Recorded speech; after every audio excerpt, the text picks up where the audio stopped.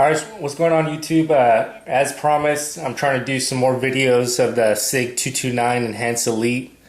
I'm going to go through the basically the main parts and components of the Sig 229 and just my basic thoughts on the weapon overall. We'll start off safety check. If you guys can see that, nothing in there, all good. Alright, so I guess we'll start off with the slide itself. If you notice, it does have the cocking serrations in the back as well as in the front. Now, as I stated in the previous video, I actually happen to like that a lot because if you notice, I do kind of cock it back with that. Now, when you're on the range or when you're shooting, you're running a lot of ammo through it, that barrel's going to heat up. I usually wear gloves when I'm shooting, so it's not that big of a deal. But if you're wearing without gloves and you get in the habit of cocking back using that the front cocking serrations, you're going to burn yourself pretty good. So just be wary of that. Also, the finish on this is, I mean, this is an all-around beautiful gun in my opinion. So let's see, it's cocked back. You notice the hammers to the rear. We have our decock. So I'll show you. Go ahead and press that decock. So this actually has no external safety. There's no safety on the weapon. The decock would act as the you have your single action decocked, 10 pounds to pull that trigger. So a lot of things have to happen right in order for this weapon to go off. So it's not like it's an unsafe. I know Glocks don't have any safeties. There's a lot of weapons out there that people carry with a round chambered without external safeties. So it takes 10 pounds of trigger pull to actually make the gun go bang. So it's not like it's just going to go off in your pocket if you drop it or something like that. Now, I'm sure there's some freak accidents or something where it possibly could. But if you see, I have a crossbreed inside the waist. It's got that trigger guard on there, so I don't worry about it when I'm carrying. I do carry with a round chamber, as I think everyone should. It's just kind of silly if you don't. That's my opinion. So I do carry with the round chamber and decocked. So moving on, the grip on this is just awesome. This is the enhanced ergonomics. I don't know if you guys could tell, but I do have a little smaller hands. So these and this grip just happens to work excellent with me. So this beaver tail also, love it. The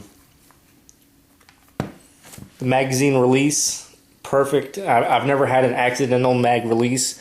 Also, I've shot, and this is no exaggeration, I've only had the weapon for, I would say, 4 or 5 months tops, and I've put probably about, I would say, 2,000 to 3,000 rounds, and I've used, I've used cheap reloaded ammo. The cheapest I find, like 500 rounds for $113, something like that, and it's cycled everything that I put through it. I've never had a failure to fire, a failure to eject. It's just an all-around, reliable, dependable weapon. So, all right, the basic breakdown of this is too easy. You just simply rack it to the rear, right? We're racked to the rear, and then you have this lever. You just go ahead and push that down, right? If I don't know if you can notice, but there's like a little groove where you could actually move this lever to the down position. Release the slide. On the short reset trigger, and I've seen a lot of people disassemble their weapon without doing this. On the short reset trigger, it actually tells you to decock it before you disassemble it. So once I've done that, that slide just pops right off. You got your guide rod, your spring pops out, barrel pops out. It's a nice 40 Smith & Wesson barrel. And the awesome thing about this also too is you could buy a 357 Sig barrel and just boop, pop that right in there.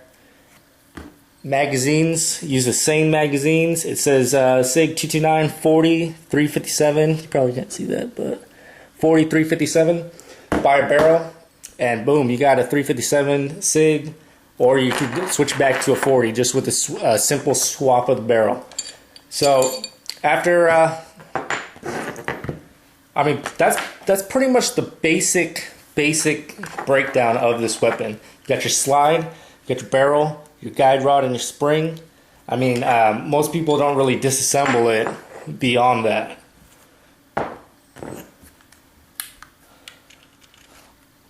After you're done on the range, clean it up.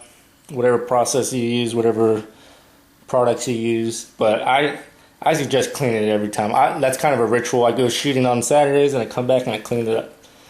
So to put this back in, and most of you guys are probably beyond my level of expertise. Like I said, I'm not an expert at all. So most of you, this is all basic stuff. So put your barrel back in, spring, make sure that's in there good. And then we're just going to slide it right back on. Lock it to the rear. Right? Lock to the rear. And then, boop. Good to go. Decocked. I mean, and that's pretty much as simple and basic as it gets. I mean, it's pretty much, that's it. Got your Sig night sights, and these actually glow really well at night. I was testing them out the other night. I went out in the backyard and pitch black, and boom, all you could see is those Sig night lights. So awesome combat sights. I mean, I think if you're gonna have a combat pistol, if you notice it has an accessory rail too. I actually have a TLR1 that I attach to it when I go to the gun range, because I actually have a Raven concealment phantom holster. But if anyone knows about Raven concealment, it takes 16 to 18 weeks to order a holster, and that's no joke. 16 to 18 weeks is what it's going to take. So I got a light compatible Raven concealment, and as soon as I get it, I'll put a video up on it. I've read nothing and seen nothing but good reviews on it, so I'm pretty excited. But don't get me wrong, this crossbreed has been doing me justice. The only thing I'd probably do to it is they have like the combat cut, where if you notice when you put this in, I don't know if you guys can see, hold on. When you put this in and you try to grab the whole grip, this piece right here is what the combat cut is missing. And it says that, you know, it's less comfortable or whatnot, but honestly, I would say if you're considering one, I would say go for it, get the combat cut, because I'm probably just going to end up just cutting this right here. But this holster, the retention's pretty good. I've never had problem drawing my pistol from it. I've never had to draw in a concealed situation, so but I mean, with any piece of equipment, you always got to train with it, right? So I have my inside the waist, and I would say for anyone that's considering concealing a Sig, it is a little on the thicker side. I'm sure there's plenty of other great concealed weapons, pistols out there. I know Smith & Wesson has a lot, Glocks. I mean, I'm sure there's tons of weapons. I just happen to fall in love with one of the most expensive brands, Sig. I love Sigs. I plan on getting a 938, more of a pocket pistol, when I'm wearing like not boxers, but basketball shorts and stuff, where I don't want to strap on this huge Sig, you know. So it does conceal though. It is possible. You just gotta kind of dress to it, or you'll be printing a lot. So got your Sig 229 Enhanced Elite. If you're considering the Sig, I would say just